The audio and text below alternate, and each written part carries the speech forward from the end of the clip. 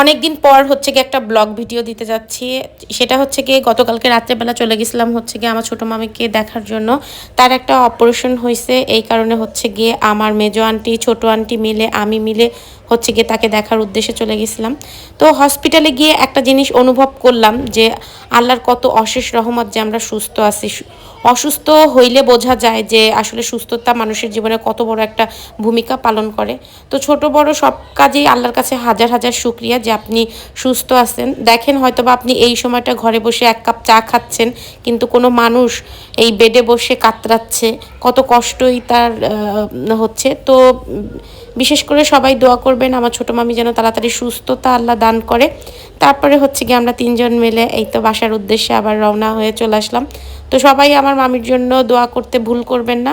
আর যে যেখানেই থাকেন ভালো থাকেন, সুস্থ থাকেন, আল্লাহ যেন আপনাদেরকে সহি সালামতে পরিবারের কাছে পৌঁছাইতে পারে।